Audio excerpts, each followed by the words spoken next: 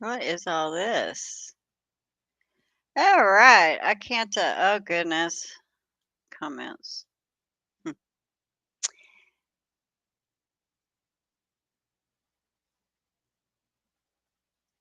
Okay. I don't know if anybody else is in the same situation as I am. I'm just doing this because yesterday I wanted to do a video and give my opinion about the Sarah Boone case. And in that, I also one of the things is that during the defense case, I watched as the prosecutors they weren't objecting. They were sitting there, and you can wonder why. Why did you just sit there? Why did you not object to certain things? And I was basically just I think a big portion of my thought was that the prosecution was just going to wait and do the majority of theirs in rebuttal.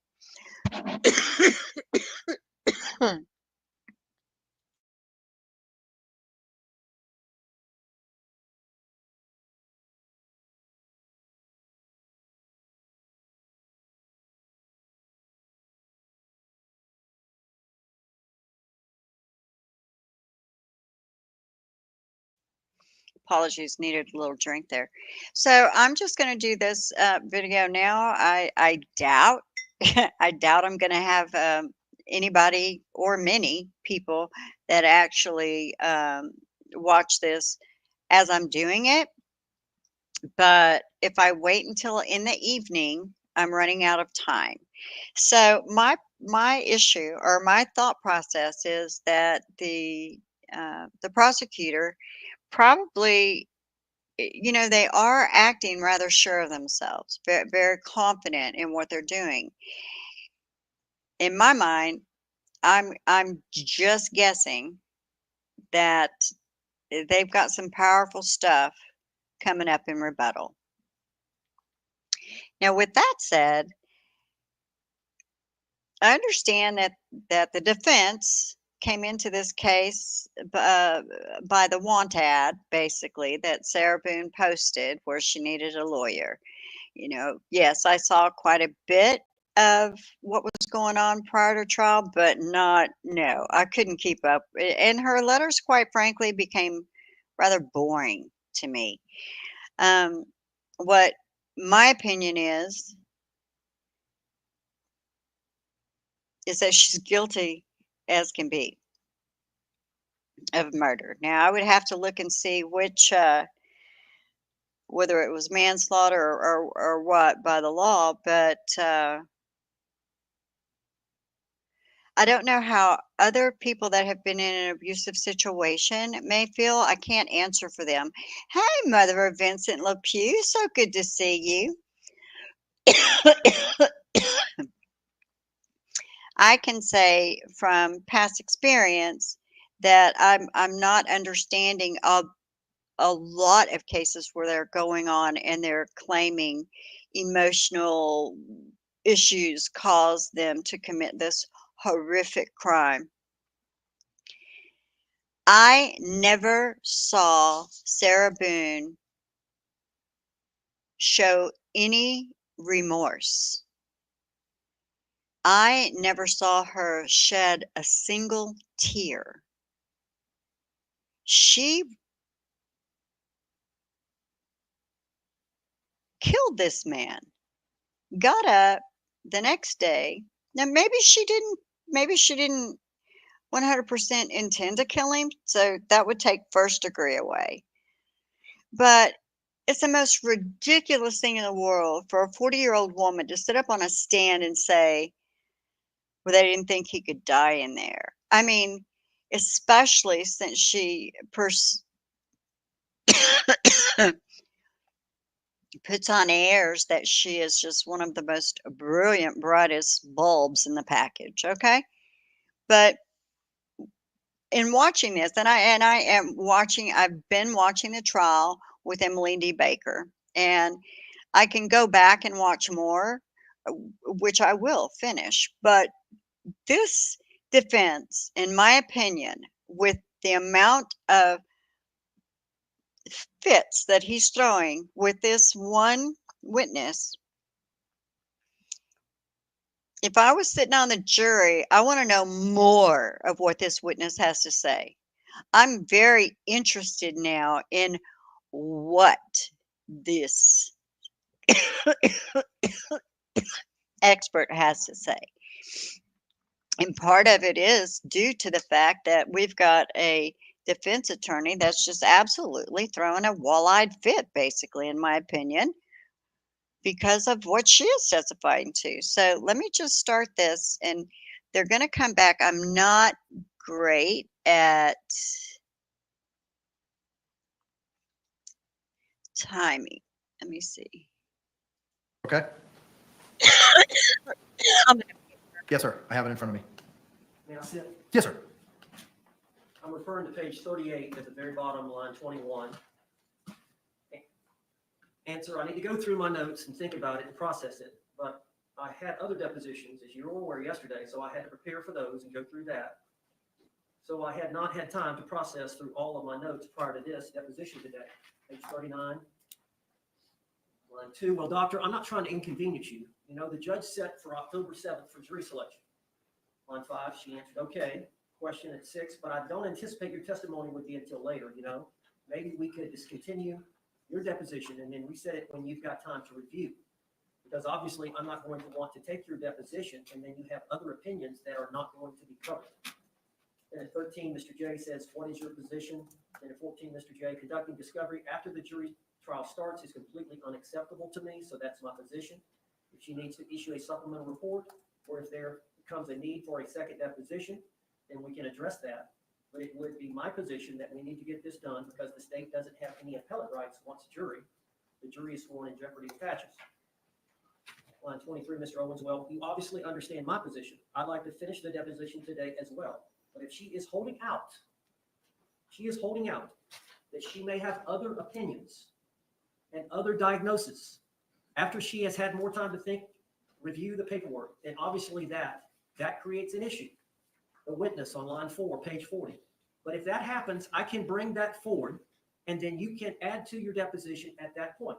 If my opinions change after having reviewed further. Line 8, Mr. Owens. Mr. J. Line 9, Mr. J. I think you need to plow ahead. This is our time where the reporter is prepared to give us a transcript by the end of the weekend. And if something needs to be amended, then she can A, issue a report, and then B, if you need to take a deposition, an abbreviated deposition on the limited subject matter she is not prepared to testify about on today, then we can do that. But the notion of halting a deposition today that is set for 3 hours and then doing a 3-hour deposition during trial, especially after jeopardy is attached, is not what the state would do. Line 23, page 40. Mr. Owens, I'm not suggesting that, Mr. Now, let me just say that I think that if I were sitting on the jury, now I know the jury is not in here right now, but his mannerisms, his behavior, I think he's pretty hostile to the witness. And I would see that as because he doesn't like what the witness has to say. To me, he's grasping at every straw there is. I understand that he's in this situation because he took this case so late. But I also feel that Sarah Boone is very conniving and knew what she did. All this note taking, all this stuff that she's doing is just getting her ready for her selling of her story to make money, which we all know she doesn't work. She hasn't worked because the ex-husband pays her enough alimony to live on, basically.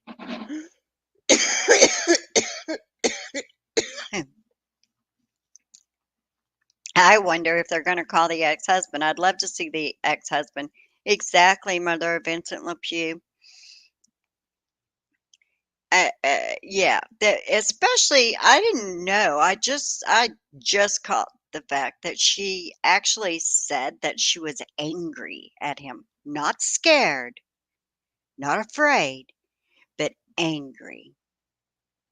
And when you're angry and you're beating him with the bat, then you leave him locked in that suitcase. That's depraved indifference, in my opinion. but I'm just me. So I just want to listen to this because this just, he's trying everything. He's trying everything. And then he even wants to accuse prosecutorial misconduct.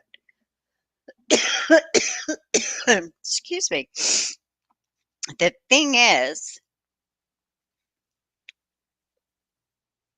they had a court date. It was set. It was not going to be extended. They knew it wasn't going to be extended. They came up with their plan. I don't know how long in advance that the prosecution knew what the defense was going to do, and they had to scramble to defend against what the defense was coming up with. So we're in this situation. Owens took this job knowing they had no time. There best not be a movie based on her opinion, because I would be livid if she made a dime off of this. And if she's found not guilty, I'm assuming she has the right to do so. But how do you get people to understand and not watch for entertainment purposes and put money in her pockets for a murder that she committed? I don't know. But I'm getting tired of it. I'm getting tired of them trying to say that she had PTSD. Personally, from what I've listened to and heard, and even hearing her comments, which I was going to pull up the other day, I found it very interesting that the prosecution, when he was asking Owens witnesses about specific behaviors, those specific behaviors are something that Sarah Boone herself exhibits.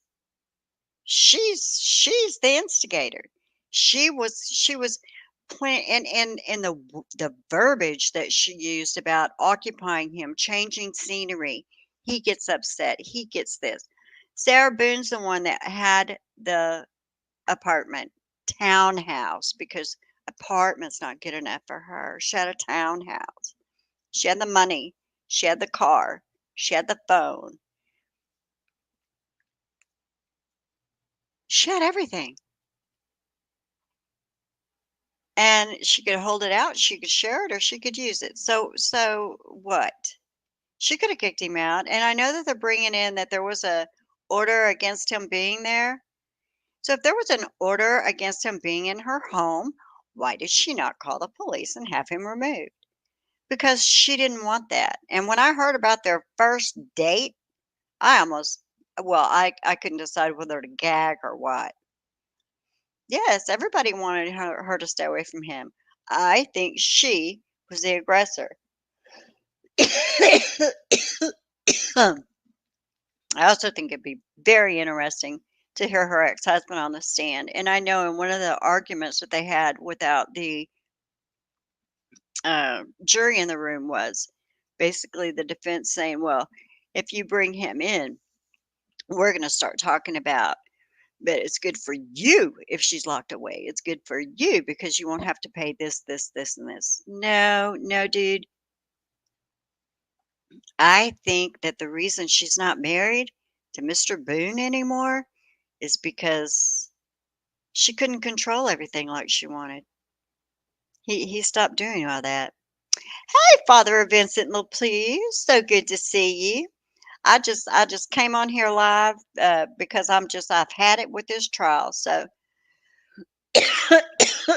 and I've been meaning to say something, but at 2 o'clock in the morning, I'm just too tired lately. So I'm going to play this a little more. This defense attorney, I give it to him. He's doing an excellent job of trying to defend someone, but I also see fault with how he's handling this witness. Because if I were sitting on that jury, I'm now super interested in whatever this witness has to say, because he doesn't want me to hear it. And that's obvious. So let me just keep going a little bit.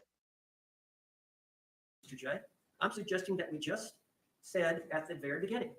I'm suggesting what you just said at the very beginning, which is let's finish But if she has some supplement, then I would want to take a brief second deposition as it relates to any new diagnoses or opinions. Then Mr. J goes, I think he gets confused about an issue relating to a diagnosis of an adjustment disorder or anxiety disorder. So we get down to the bottom of page 41, line 22, Mr. J. Okay, so on this topic, if something new comes up, then we can address it. But if we have other topics to depose her on, then I would suggest we go on. And then page 42, line 1, Mr. Owens, I agree. And Dr. Werner, just let the state attorney know.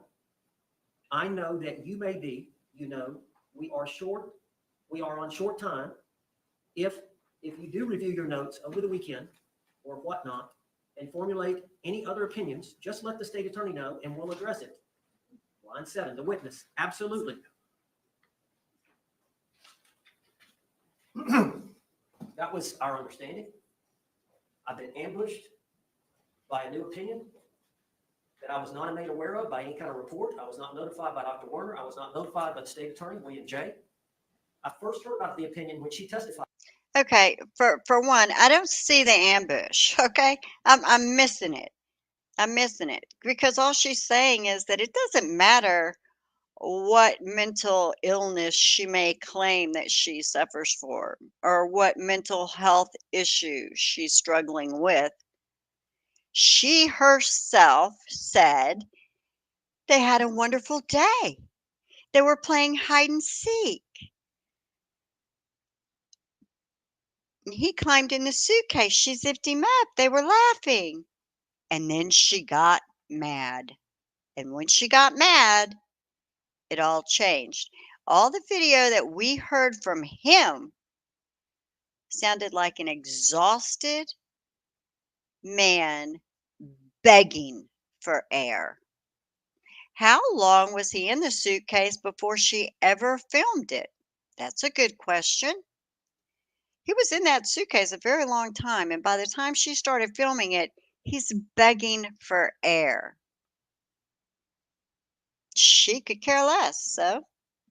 But this guy right here, I mean, I know the jury's not in there, but they're always being sent out with this particular witness. He's objecting on this particular witness, which means to me that there's going to be a very bright light that I'm going to try my best to remember everything this witness said. And he's got it so just screwed up because of all his objections. I'm not real sure what the jury's going to come away with, but he's grasping at straws here. I definitely do not feel he was ambushed. To it, and I objected to it, relating to imminent threat, the ultimate issue of fact. I moved for a total dismissal for prosecutorial misconduct. Denied. And here's the other reason it's denied. Page 38 of the deposition, specifically that you made reference to, starts at page 21, line 21. The question preceding that is important. Question 14. So from my understanding, when you just said was, yeah, I agree with general anxiety disorder that she had been diagnosed with. Answer, no. I said it would be generalized anxiety disorder versus adjustment disorder, and that I hadn't had time to fully formulate that opinion out. This entire conversation pertains to those two issues, anxiety disorder and adjustment disorder. Has nothing to do with PTSD, nothing to do with battered spouse.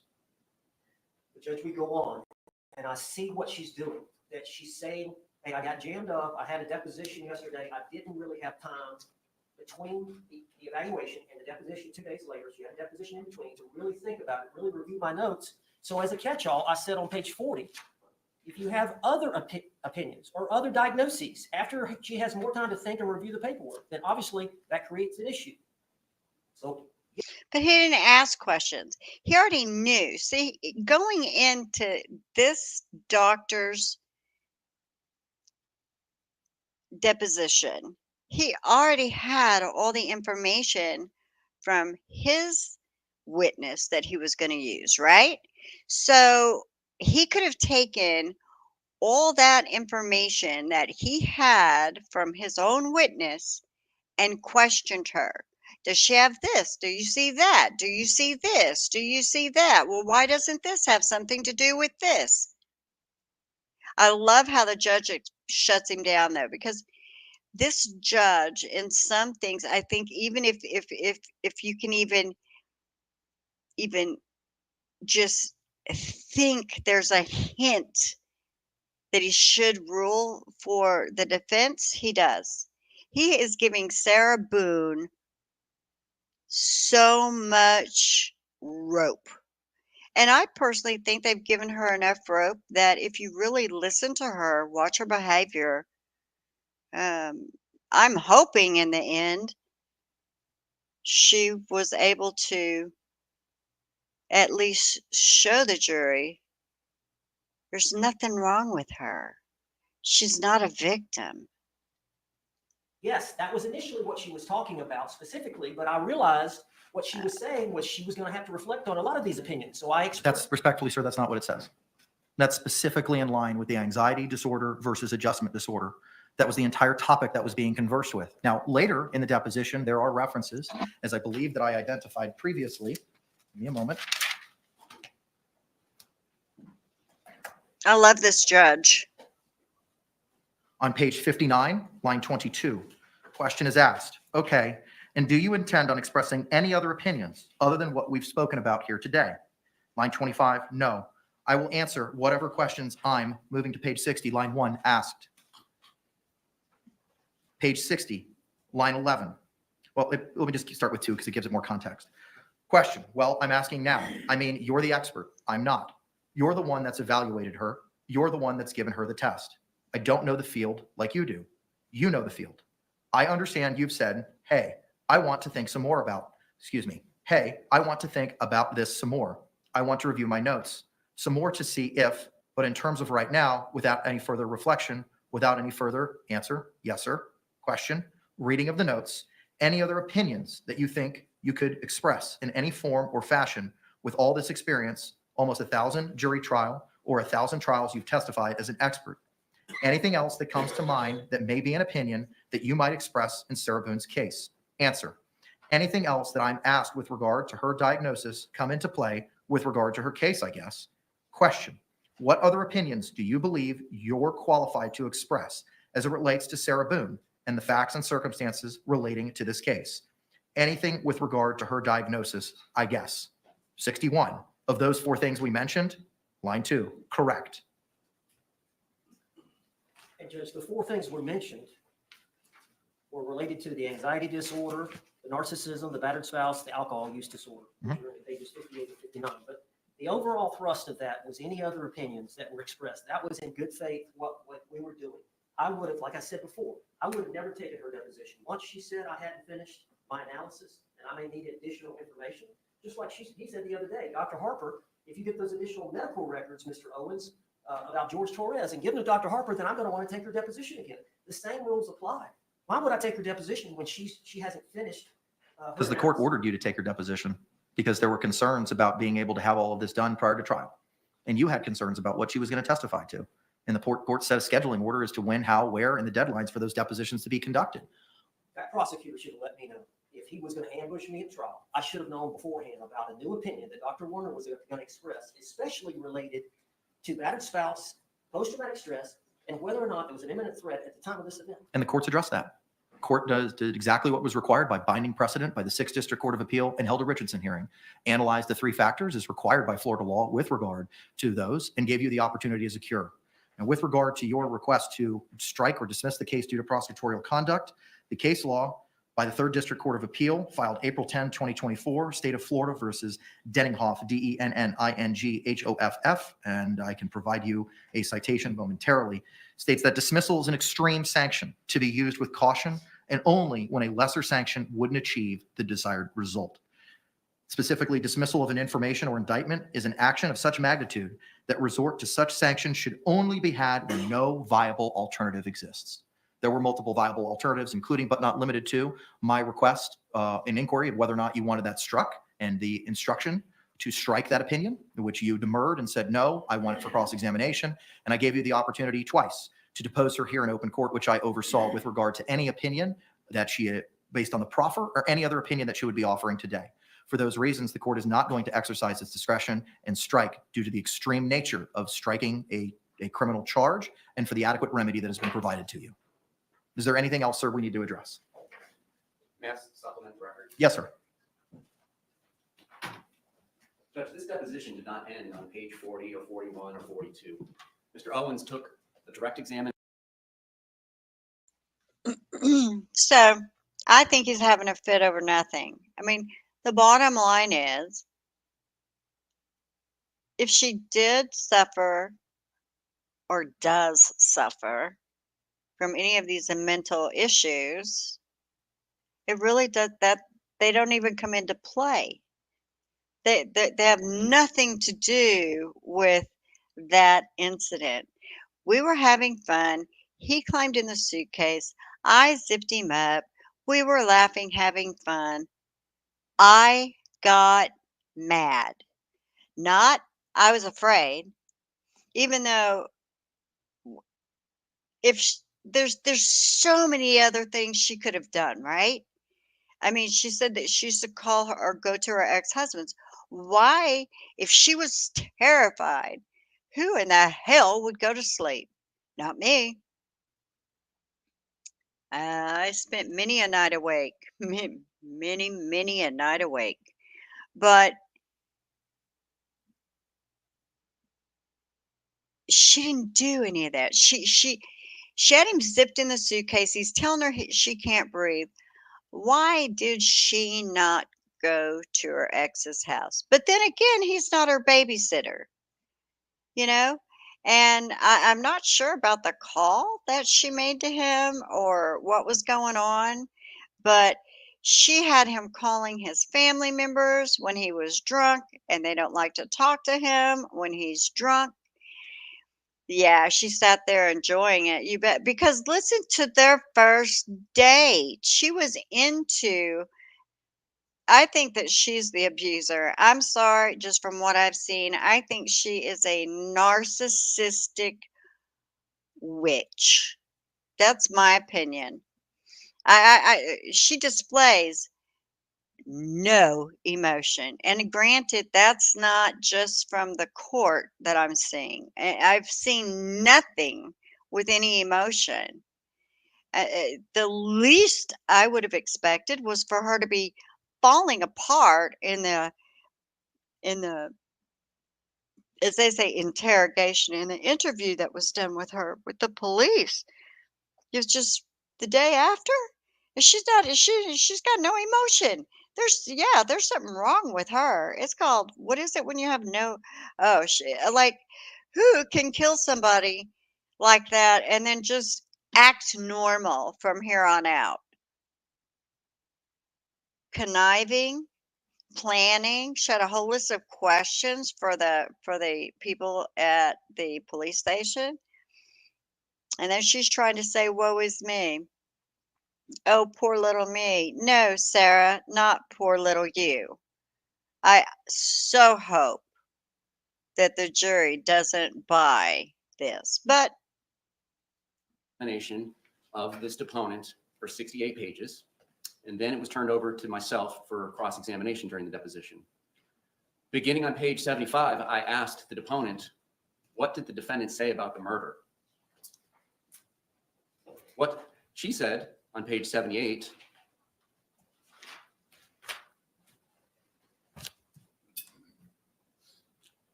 was that starting at line 13, and she said there was a suitcase and some clothes that had gotten out to donate, and they were trying to get that together. And it was on the floor in the living room. And that, as she was coming down the stairs, she saw him kind of slipping into the suitcase as a hiding place. As she said, I saw him in the suitcase and I zipped him up and we were laughing. She said then he said he couldn't breathe. And I remembered feeling I couldn't breathe when he was choking me or sodomizing. And I was angry and I shook the suitcase. I lost control of the suitcase and it flipped. And she goes on and on about what happened. Defense counsel was there. He heard this testimony that there was no imminent danger presented at the time that she began getting angry, shaking the suitcase, hitting him with a bat, so on and so forth. And he didn't ask her that question after she had specifically instructed him, if you need an opinion of mine, you've got to ask me the question. It's unfair to experts to be thrown with this catch-all provision of please tell me any opinion about this case that you may think is relevant. Well, what the doctor may think is relevant is different than perhaps what counsel thinks is relevant. So it's really an unfair criticism of the state and probably more likely self-reflective that this deposition, this opportunity to ask about this obvious issue did not occur. So that is what I would like to supplement the record with. The deposition was substantially longer than page 41 or 42, where it's acting like it's concluding and, is there anything else? The state would just submit, I understand very well what my ethical duties are. I do not have any ethical duty to provide him an unrecorded statement that is not inconsistent with prior testimony. This doctor did not give me any unrecorded statements inconsistent with her testimony. Thank you. Thank you. Judge, I'd like to add on page 79 that Dr. Warner claims that Sarah said he put his two fingers out and I hit them with a bat. So there was rule of completeness, but for him to say that that's not standard operating procedure when you're taking a deposition of an expert. Mr. Owens, I've ruled, sir. I understand. I understand your position. However, the questions that were specifically asked, which gave rise to this, specifically pertain to opinions of PTSD. I'm not going to rehash any and all of those things. The record speaks for itself. The court has ruled. Your motion for dismissal of the charges is denied. For the record, the citation that the court relied upon with regard to Denninghoff is located at 388 Southern 3rd 10055, located at pinpoint 1057, Florida, 3rd District Court of Appeal, April 10th, 2024. With that, are we ready to bring back in our panel? No, sir. Okay. Judge, I've got Earhart's Florida evidence. Oh my God. Edition, volume 1, Charles W. Earhart. I've already, let me tell you how you're going to rule on this, sir. I'm going to allow you, as I said up here at sidebar, to go into the facts that she relied upon and what it is that she utilized. I'm going to allow you, sir, as I said up here at the bench before the lunch hour, to go into those opinions that she didn't offer here today.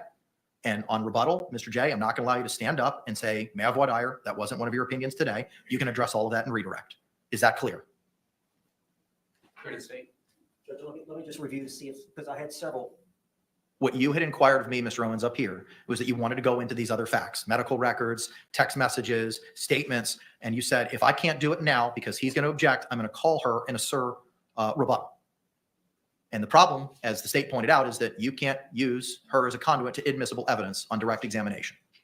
And that if you want to do it, you got to do it now. And your argument was it goes to her bias, it goes to her credibility, and that you're permitted wide discretion on cross-examination. I agree with you. I agreed with you before the lunch hour. My ruling hasn't changed. I'm going to absolutely allow you to go into those things. I appreciate that, Judge. The other thing I wanted to readdress. Oh my gosh. Was I'm taking care of it, Counselor. Give me a moment.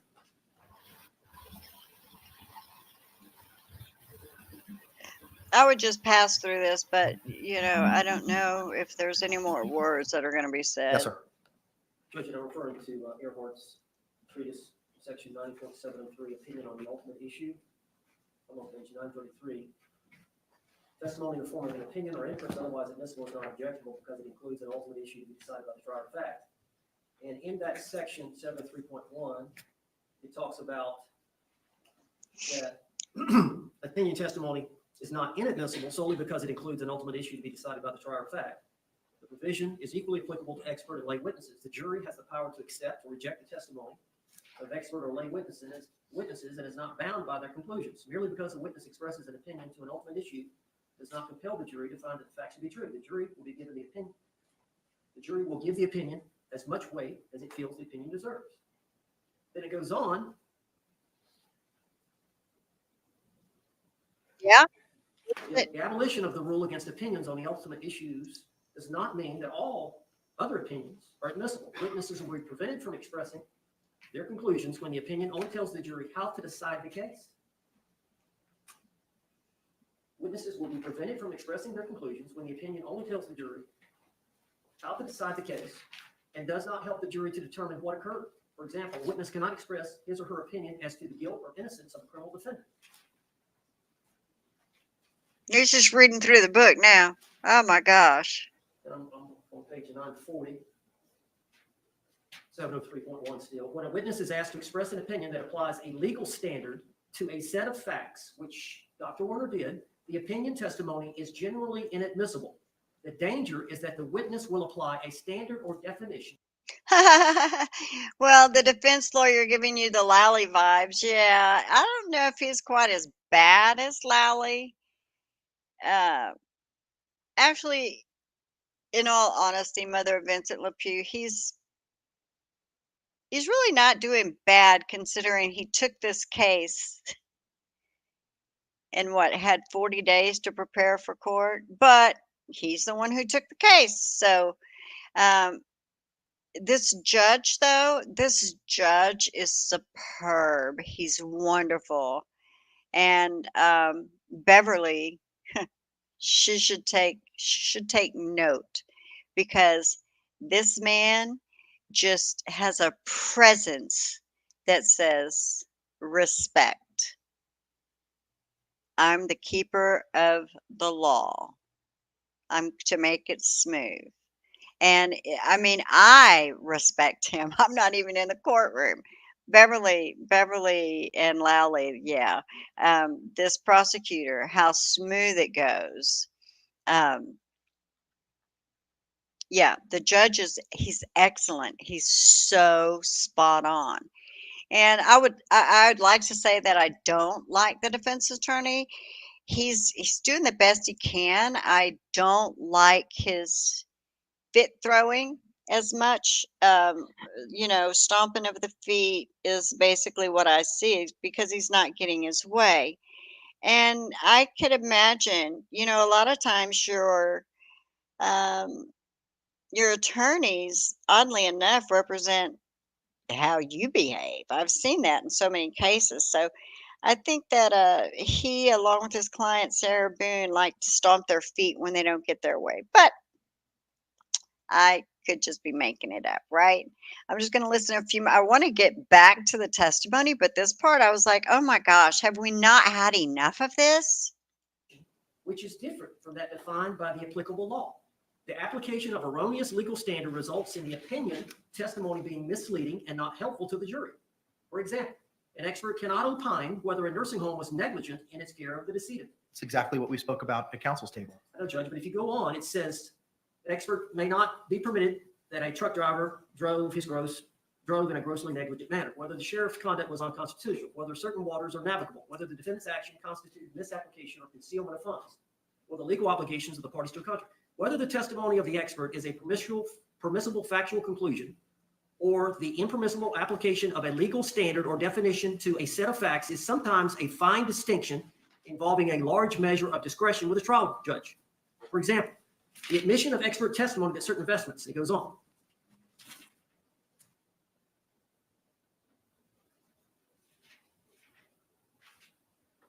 However, the witness expresses an opinion about the intent of the accused. The opinion, this is important, one of the important sections. However, if the witness expresses an opinion about the intent of the accused, which Dr. Warner did, the opinion has not been permitted. The distinction drawn by the courts as to when this type of opinion testimony is admissible are often not clear.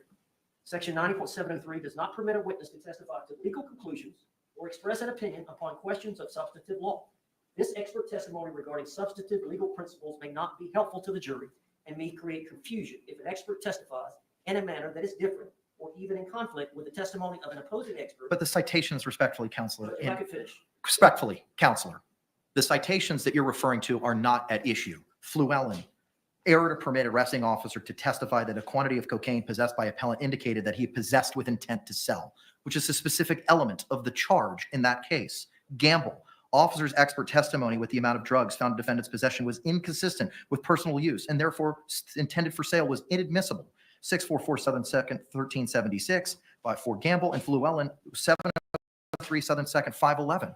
The Dinkin case that I read says this is acceptable. If a psychologist or psychiatrist can testify that someone is not mentally defective or was mentally defective, that's on all fours with based on what the defendant had said to this expert. She was not in imminent fear. Now, I don't remember exactly what was said, but it was along those lines, based as looking all those things, the totality of the circumstances of what, in my evaluation, on or about October 2, that the defendant had said to me as the expert, it's not imminent fear. That opinion is not inadmissible per the case law under Dinkins. Judge, can I read a little bit more? If you're just going to be reading from the treatise, I've already read it. Okay, well, I just want to make mention, because it's talking about does not prevent a witness to testify about legal conclusions or express opinions on questions of substantive law.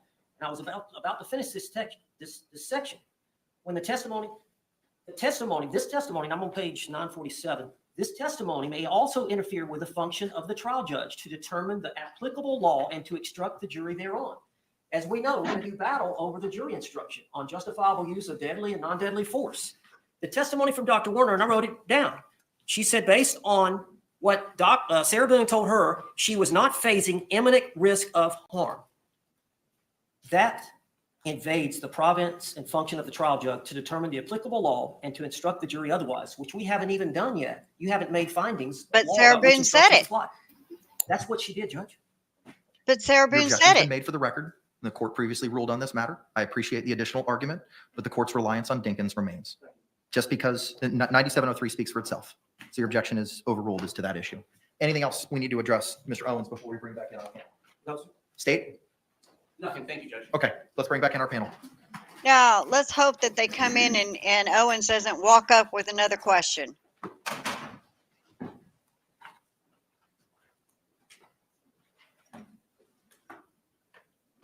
And Sarah just is smiling. She's happy. At least she's happy for all the coverage. Oh, yeah. You did not deem to be relevant to your evaluation. Right, they demonstrate. Ma'am, it's a yes or no question. Yes. So rude. Now, from what I understand, when the state attorney sent you the information, they did not send you any videotapes. Correct, So you have not reviewed any videotapes in this matter.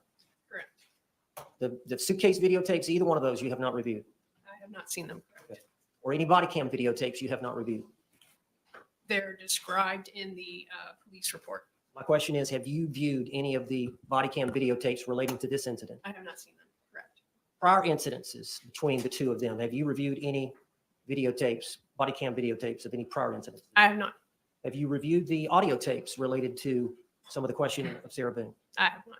Have you reviewed the autopsy report? It's described in the incident report, but I did not see the actual autopsy report. Now, you're aware that we have called two experts, Dr. Michael Brannon and Dr. Julie Harper. Is that correct? Yes, And you're aware that they are forensic psychologists, that's correct. and you are a forensic psychiatrist. That's correct. Which is higher So than they a didn't go to medical psychologist. school, and you did. That's correct. And they don't understand medical issues, so to speak. I don't have. She can't answer that. Medical.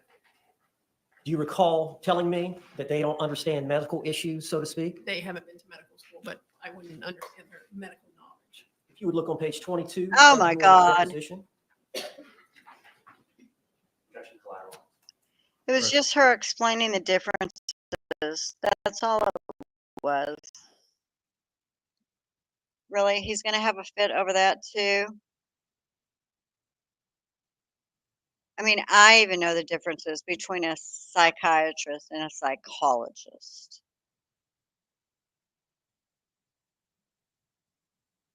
Objection's overruled. Dr. Warner, have you had a chance to review your deposition on page 22, starting at line 7? Yes, Could you read down through line 11, your answer? yes, I'm talking about psychologists in general, not with regard specifically to your experts, which is what you. Thank you very much for But you clarifying. would agree, your opinion is psychologists typically do therapy, but they don't prescribe medication or understand medical issues, so to speak. They cannot prescribe Mhm. I medication. wasn't specifically talking about your experts, which you were just asking me about your experts Okay. specifically, and I said I didn't understand, I didn't know what their specific medical. That's what you said under oath, October 4th of this year. Argument is Sustained.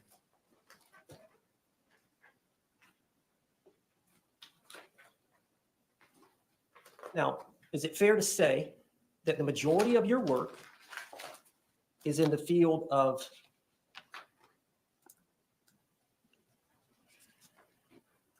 competency to proceed and guardianship evaluations? Actually, the majority of my work is in patient care. I work 7 days a week on the crisis stabilization unit, actually treating patients. You work 7 days a week. Yes, sir. So as a forensic psychiatrist doing forensic work, the majority of your work in that area is in the field of competency to proceed and guardianship evaluations. As a forensic psychiatrist, correct. As a psychiatrist, I work 7 days a week on the crisis stabilization unit. And where is that unit? It's located in Lake City, Florida. So you work there 7 days a week. Yes, sir. And then you also got a do problem this with that? forensic psychiatrist work, doing competencies to proceed and guardianship evaluations. That's part of the what comes under the umbrella of my forensic work. Yes. That's the majority of your forensic work. Yes, that's the majority. That's the most common cases that we're asked to. And then next in line would be sanity at the time of the crime. Yes. So you would make a determination and submit a report to the court as to whether or not a defendant, an accused, is legally sane or not at the time of the offense. Yes, that's correct.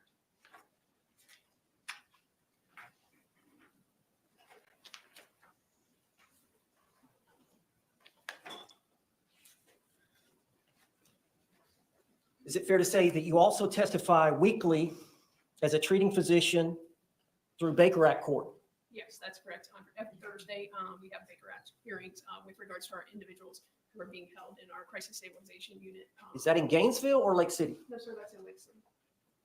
Now, Lake City from here is north of Gainesville. Yes, sir. What does it matter where it's at? It's north of Gainesville.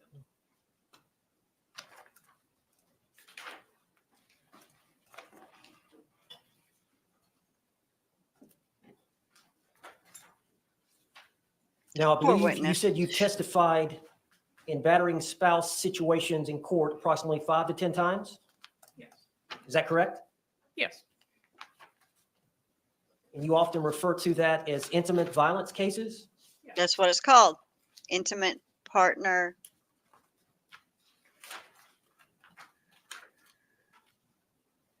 Intimate partner. I don't know. Now, my understanding that after you had a chance to evaluate my client, Sarah Boone, and I believe you evaluated her 2 days before the deposition, so it would have been October the 2nd of 2024. Correct. As to your diagnosis as it relates to her, do you believe that she suffers from a generalized anxiety disorder? No, sir. Now, you're aware that she was previously diagnosed prior to you evaluating her, she was previously diagnosed with a generalized anxiety disorder. She told me that she had previously been diagnosed. I did not see any medical records with that diagnosis in it, but she told me that she had previously been diagnosed with that. Did you attempt to secure any other records to us? Stand. Did you diagnose her with an adjustment disorder? I did diagnose her with an adjustment disorder. Do you believe that if she was diagnosed with a generalized anxiety disorder, it's really not that, it should be an adjustment disorder? A lot of the symptoms overlap for the two diagnoses, and we see that quite often, that the different diagnosticians or physicians come up with different diagnoses based on a conglomerate of symptoms. So it's not uncommon. So much of mental health is actually subjective. Can we say that? Because it's how you present with who you're being talked with, how you react, how you answer. I was in my 50s before I found a counselor that I related to and that related to me well. It took a while because I kind of grew up kind of different. So I was very untrusting, but someone that has sat around for 4 years trying to figure out how to get out of the fact that they killed their boyfriend has had a lot of time on their hands. Common for the two diagnoses to overlap based on the symptoms. Do you agree back on October the 4th, 2024, when I took your deposition, that you could not make up your mind at that time whether she suffered from generalized anxiety disorder or an adjustment disorder? I had not made a clinical decision at that time.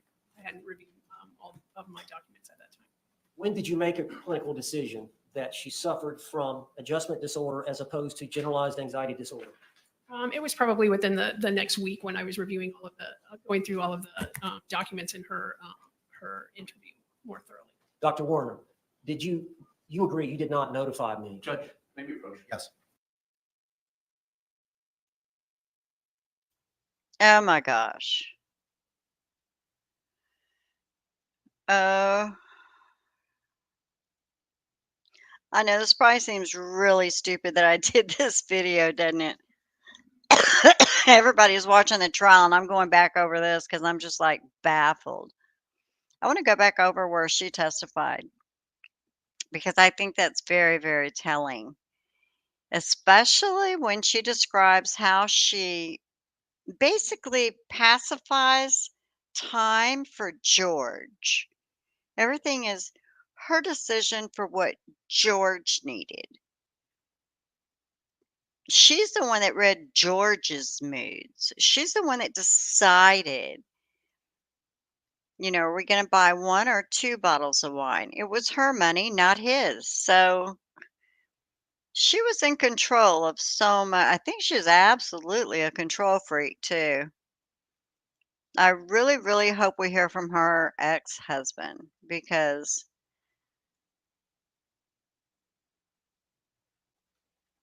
somebody with no feelings and as cold as she is, really. I mean, and I'm going by way she was talking to him that day. She wasn't frantic talking to the police. She was matter of fact. I didn't know. I didn't know. I didn't know. How could I know? It's called Objection oxygen. sustained.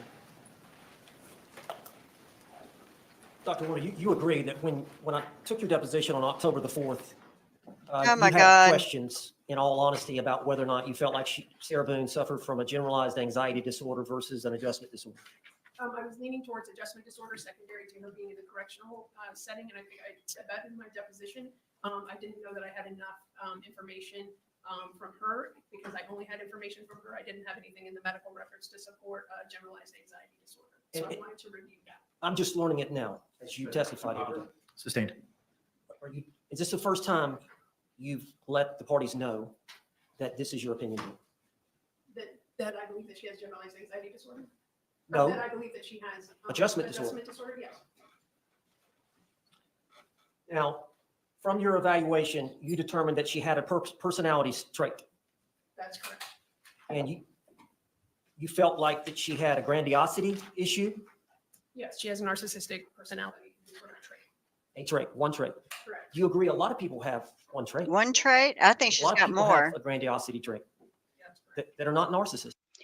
You know, I keep waiting for a really big question to be asked because I'm not an expert by any means. I've never had any training, but the one thing that I do know from experience is that a narcissist, when they lie, if you listen to them, a lot of times they're actually telling the truth about themselves, but they're putting it on someone else as doing that. Does that make sense? I grew up with that. I watched that my entire life, and then I married it.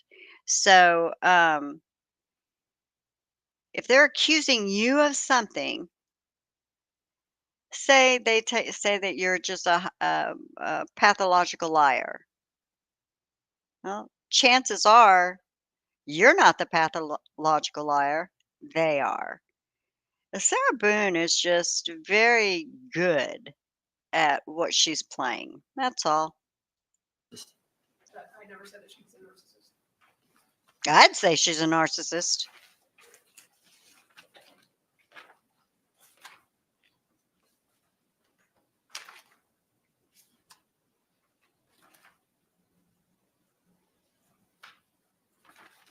I mean, he's just trying to find something, I mean, it's just the bottom line. The bottom line is her opinion is that Sarah Boone was not in fear Is it for her your opinion life. that Sarah Boone has alcohol use disorder?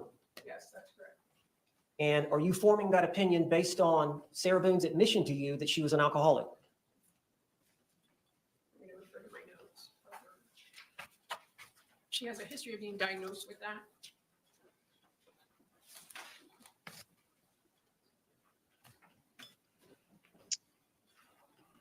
She also acknowledged to me that her use of So you formed the opinion that she suffered from alcohol use disorder based on the history that she presented to you at this evaluation? it was based on the totality of the information that I was provided. So the medical records demonstrating that she had been diagnosed with it in the past. Her ex-husband in the in his interview in the police report, described her as an alcoholic, in her description of herself having a problem with alcohol. Do you acquire a tolerance over time if you drink on the regular? You think you do, yeah. Yeah. Do people also have a genetic tolerance for alcohol? They may. I think her mental issues are from drinking and from being narcissistic. That's what I think. As it relates to battered spouse syndrome, would you agree that that is a recognized syndrome in the psychiatric community? Yes. And you have heard no criticisms of that syndrome? No. And you would agree that's a subset of post-traumatic stress disorder? Can be. And you would agree that Lenore Walker first developed the theory of post-traumatic stress syndrome? Yes. Now, I think at the time of this deposition, you were not sure you knew Lenore Walker. I don't recall that. All right, look at page 54. Oh my gosh, who cares? Approach. You don't have to know every expert that started the,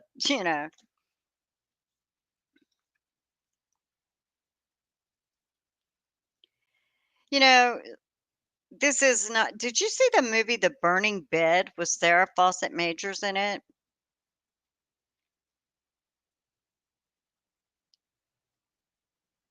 I think it was Sarah, right? Sarah Fawcett Majors. Oh my God. Let me see. My brain, maybe I've just heard the word Sarah too much.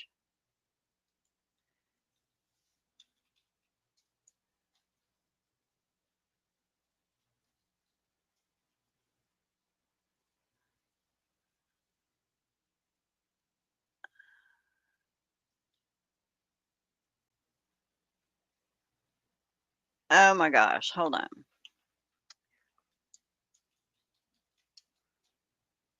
Oh, Farrah Fawcett. My apologies. Farrah Fawcett. Farrah Fawcett Majors. She did a movie called The Burning Bed. That movie was excellent. That movie showed a woman pushed past the point of no return. That woman had living hell was her life. Sarah Boone, she partied with her boyfriend. Obviously, they had a very, apparently they're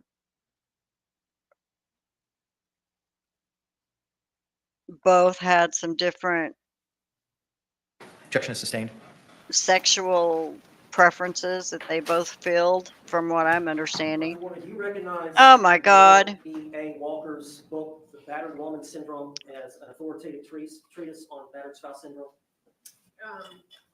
I do not, because I have not read everything. I haven't read it, and so I can't say that I agree with everything. What? And she should have read it? Is that the problem? Oh, he's stumped. He didn't know what question to ask now. She didn't read the book. How can you be a psychiatrist and not have read the book, right? Is that what you think? Is it clear to you that Sarah Boone was involved in a violent relationship with George Torres? Yes. You agree that there was a violent cycle that occurred during that 3.5-year relationship that Sarah Boone had with George Torres? It's been described that way, yes. Would you describe it that way? It's been described that way to me, yes. That's all she can say is it's been described to her. you have Duh, an she wasn't opinion? there. Oh, Sustained. Do you have an opinion that that was a violent cycle between Sarah Boone and George Torres? It's been described that way, yes. You agree that George Torres was the abuser and Sarah Boone was the victim in that? no. It was a volatile relationship. In the police report, her ex-husband actually describes her as being the aggressor. It's not her fault. That was in the police report. Okay, I'm going to show you what's been identified You can't put that back in the bucket. as Defense Exhibit I. Have you ever seen this photograph? I have not. You see the injuries on Sarah Boone? I do. Oh my goodness. Show you defense identification H. You see this photograph I do. Have you ever seen it before? I have not. Do you agree that's Sarah Boone? I do. Are you aware that George Torres? Sustained.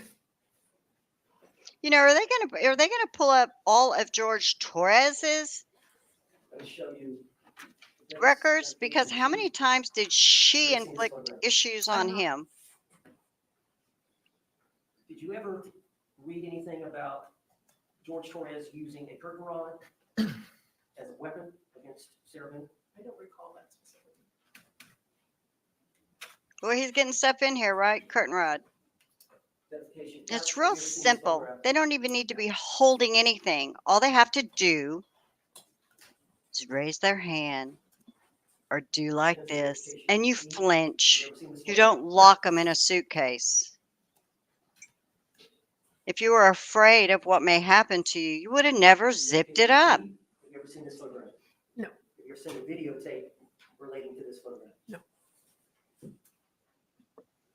Was that when he bashed the TV? Because that looked set up to me. There was no fighting. There was no nothing. It even looked like they had stuff on the floor to clean up the mess. Have you ever seen Maybe this they got a new TV and they got to throw that one out, or that one didn't work. I mean, there was something behind the TV. That's my opinion. Looked like a stage thing, and all right, how many times you get to bash in a TV? Of course, who would want I believe at to? the time of the deposition, that you had spent I think on October the 2nd of 2024, you had spent 2.5 hours evaluating Sarah Boone, and about half of that time was giving her a test. The mental status examination takes approximately 5 minutes. Okay. Did you go through her entire history of abuse over the 3.5 year period within the 2 hours and 20 minutes that you had? No. Now, I understand that you indicated you may take a couple more hours to go through your file and your notes and to come up with your conclusions. Did you do that? Yes. Have you spent any more time on the case other than that 2 hours? I re-reviewed the documents. Have you made any other attempts to go see Sarah Boone anymore? Proper. Sustained.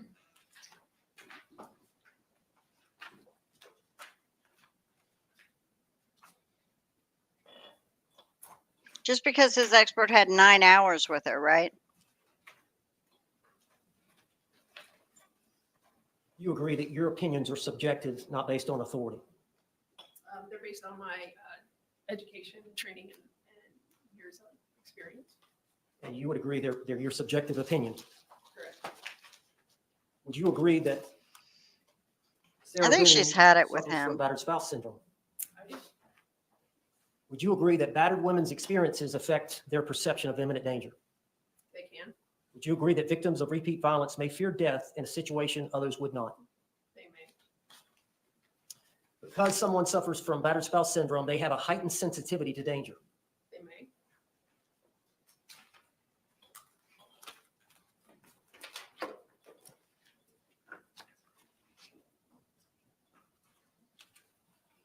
Come on, come on. And this is on 1.5 times speed or 1.25 speed. I'm going to have to leave soon and go get my grandson. You agree that people suffering from depression and anxiety are predisposed to getting into a relationship with a partner who may be violent? They may. Each individual is different. Are they more susceptible to getting in a relationship if they suffer from depression and anxiety with a violent, intimate partner? They may be.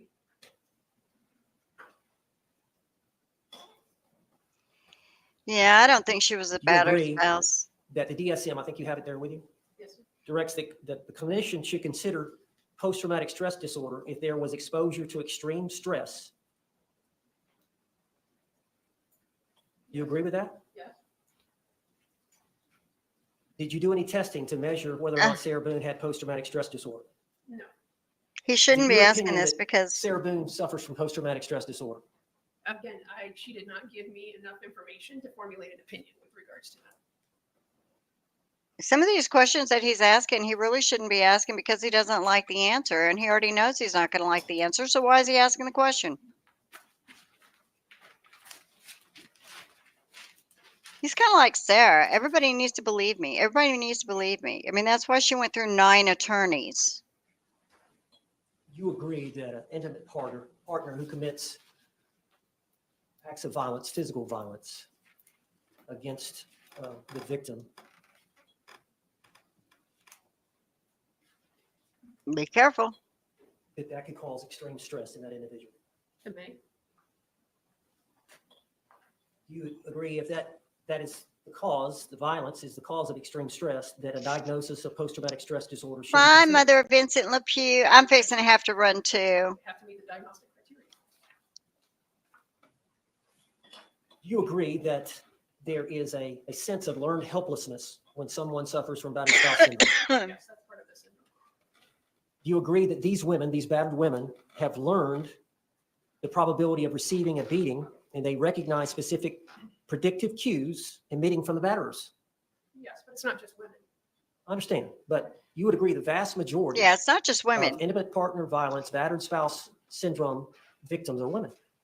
They're the ones that report. That doesn't Excuse me? mean that Intimate partner violence, yeah. The vast majority, the the lion's men, share, I are don't women. think the men These don't. battered women have learned the probability of receiving a beating by recognizing specific predictive cues emitted by the batterers. Correct. No, And many so why times, would you these lock predictive him in a cues result suitcase? in a high level of anxiety. Yes. And in that situation, the battered women may attempt to reduce through several different means, one of which is to avoid delaying the beating. Yes. We talked about that with the cycle. What is a basal instinct? A Basel instinct? I have no idea. Primal fear? Primal fear is just being afraid. Is that a natural instinct that animals have? Yes. Fight or flight instinct? Yes. You don't even think about it. Correct.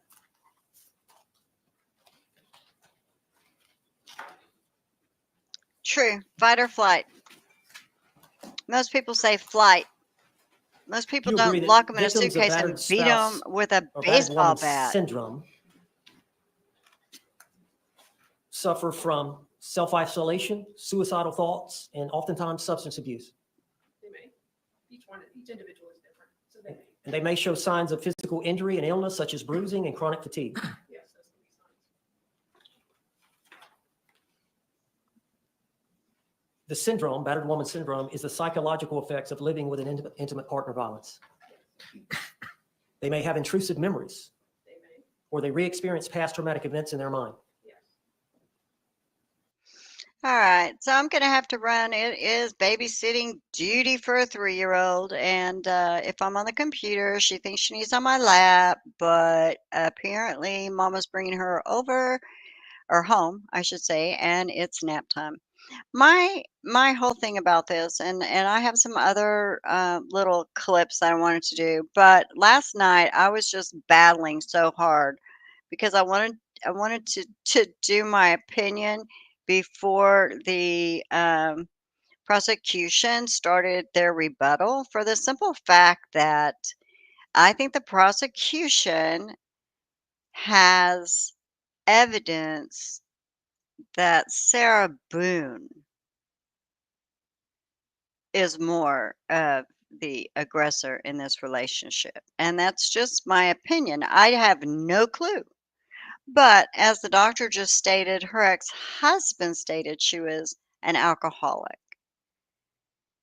Her ex husband stated she was the aggressor. So I think that the defense is on high vigilance to try to keep this from the public or from the jury. And I feel that's why the prosecution hadn't been, objecting to a lot of stuff, and the scrambling that this defense attorney's doing. Well, that's what happens when you take a case that there's no leeway on the time. So that's just Nana's opinion, but I don't buy this. I don't buy any of it. Even if you have battered wife, battered partner syndrome, whatever, you can still react to finding a person that you zipped up in a suitcase dead. And the cops are there right after she finds him, and she's just answering questions. Just answering questions. The man that she loved, her soulmate, the one that was meant for her, the one that she guided and tried to make a better person. In her opinion, he needed to be a better person. In her opinion, there were things about him that needed to be changed. And it was her job to do that. That's how she sees herself. She's going to change and make him a better person. But then also describe the very first night, your very first date.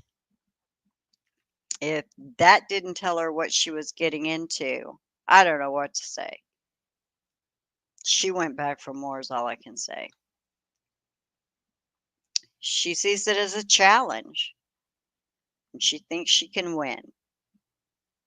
And why in the world, if you were terrified, if you all of a sudden became scared? No, she became angry. She didn't become afraid. She became angry.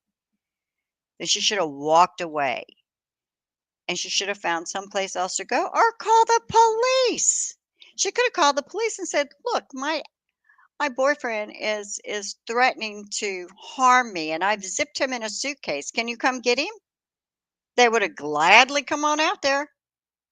So with that, Nana's going to say, I'll see y'all later. Bye.